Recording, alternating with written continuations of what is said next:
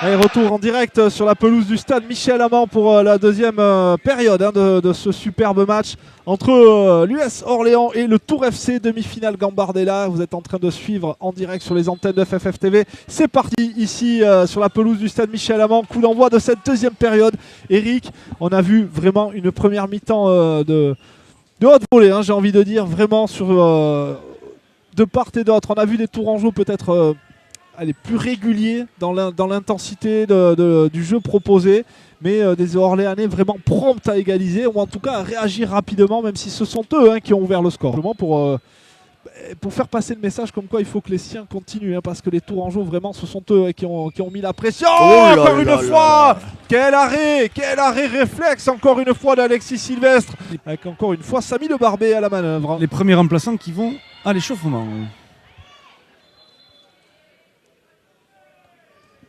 Bien frappé. Ouais, ça c'est bien tapé. Et bien voilà le troisième but Tourangeau. Et il est beau. Il est magnifique et il est signé de Bouzarara. Et ouais, superbe but. Vous l'avez senti Eric, parce qu'il était vraiment très très bien tapé ce corner. Superbe corner frappé quasiment sur le point de pénalty, entre le premier poteau et le point de pénalty. Et la reprise de Bouzarara de la tête qui n'a laissé aucune chance à Alexis Sylvestre. Et bien voilà, tout reste à faire pour Orléans. Sébastien, je suis avec Noureddine là qui est plus cool maintenant qu'il y a eu le troisième but. Noureddine également parfaite, Eric, oui, elle ne laisse vraiment aucune chance à Alexis Sylvestre. Attention toutefois à cette contre-attaque d'Orléans. Quel arrêt, quelle claquette de Grégoire Couder. Pour les plus anciens évidemment, on est loin des U19 là. Lui il driblait lui. Ouais. Sur le rang central même. Oh bien joué ça. Ouais, ça c'est bien fait encore une fois par les Tourangeaux. Le bon dédoublement avec le latéral défensif de centre instantané. Quel but magnifique pour les Tourangeaux. Et bien voilà, là on s'est jeté. Et oui, il a raison, il arbore. C'est aussi pour deuxième, c'est le doublé pour l'attaquant Berthelot. Pour leurs camarades, pour leurs camarades évidemment. Parti trop tôt il y a quelques semaines, mais quelle explosion là des Tourangeaux dans ce premier quart d'heure du deuxième acte. Là on va le revoir. Magnifique. C'est parfaitement construit, vraiment. Un jeu à 3.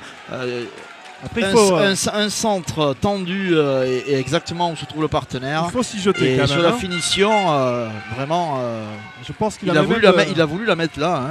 Il le met même de l'arrière de la tête. Qu'il y a des garçons qui sont compétiteurs.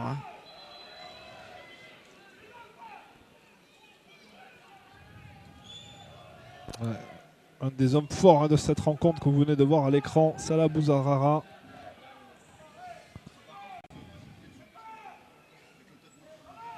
Non, c'était pas Bouzarara du tout, c'était Bengali Kaba, pardon. Et le revoilà, Bengali Kaba, cette fois-ci, qui va être opposé à Joman, à Régis Joman. La petite remise de Joman pour personne. Allez. La transversale, c'était une merveille. Kaba. Ça c'est bien fait pour le Tour FC qui réussit à bien remonter ce ballon directement sur Bouzarara justement. Bouzarara sur l'aile gauche, il est face à la défense orléanaise, c'est bien remis encore une fois. Quel bon travail! Quel cadeau! Mais qu'est-ce que ça joue! Incroyable du côté de Tour FC! Magnifique but! Mais quel but Eric! Et puis celui-là il est parti quasiment de l'ordinaire.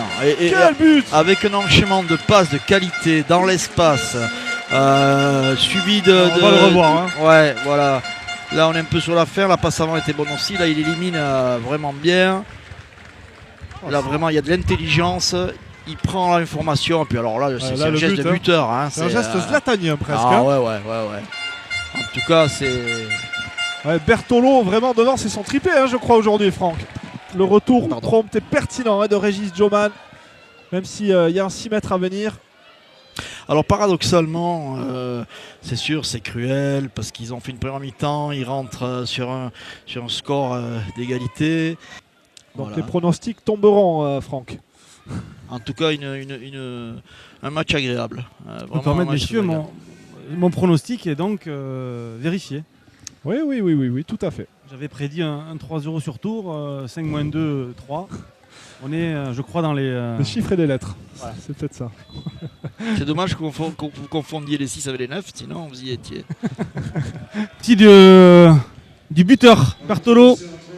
Et rentrée de Lubuisi Raphaël. Du triple buteur. Et voilà, là il va être ovationné par les travées du stade Michel Amand. Il le mérite. Et ouais, c'est ô combien mérité pour ce joueur, ce finisseur de génie, Thomas Bertolo. Ouais, il a mis des buts qui étaient vraiment intraitables, sympathiques. Intraitables devant les buts, vraiment. Et franchement, Alexis Sylvestre n'a pas à s'en vouloir. Parce que là aujourd'hui, il avait un buteur en face de lui d'une qualité et d'une précision vraiment implacable. C'est duel gardien-attaquant, mais il n'y avait rien à faire là. Je suis avec Thomas Sévéric là. Alors Thomas, la question que tout le monde se pose, c'est comment tu as fait pour louper le 4e? Là, tu en avais mis 3, manque de rigueur devant le but ou qu'est-ce que c'est? C'est surtout la première mi-temps que j'aurais dû mettre sur le centre de Yanis, que j'aurais dû mieux prendre et moins me précipiter sur le geste. Après, les 3 buts, ça fait quand même longtemps que j'arrive pas à marquer et là, ça fait du bien. Alors, on le disait avec tes collègues, c'est le Stade de France, c'est un rêve. C'est un rêve depuis tout petit, c'est un rêve d'enfant comme on dit. On a réussi aujourd'hui à passer le cap. Maintenant, à nous de faire ce qu'il faut en finale pour réussir à gagner la Gambardella. Merci.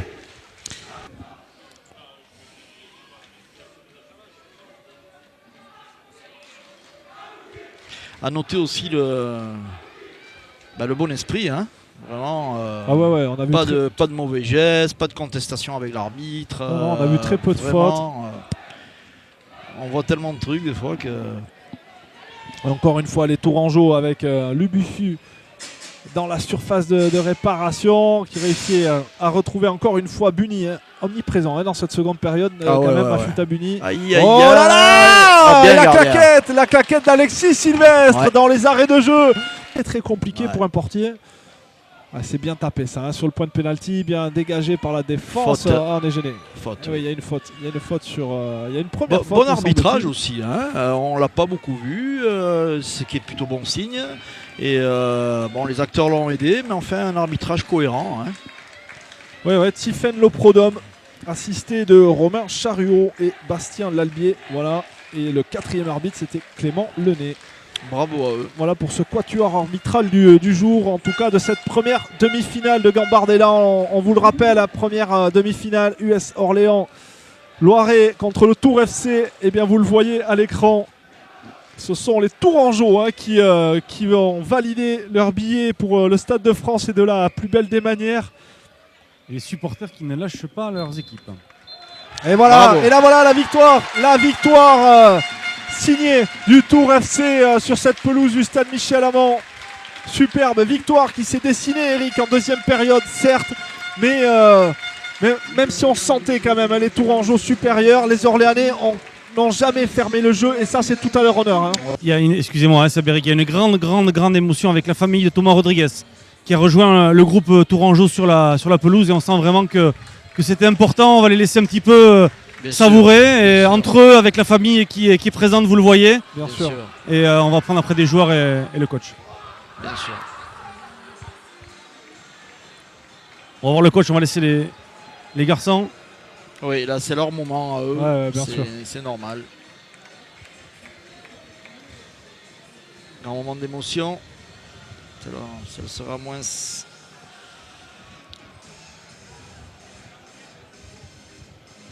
Ce sont des éléments difficiles à occulter malgré tout. Mais bon, la joie des Tourangeaux fait plaisir. Ils l'ont fait aussi pour lui. Ils l'ont fait pour lui. C'est vraiment chouette. C'est une équipe qui est chouette, avec des garçons très, très humbles, à l'image du coach, dans le jeu, dans tout. Vraiment, c'est une équipe qui nous a fait plaisir et on est content pour eux qu'ils puissent réaliser leur rêve d'aller jouer le trophée à Paris. Oui, vous avez résumé la situation en fait.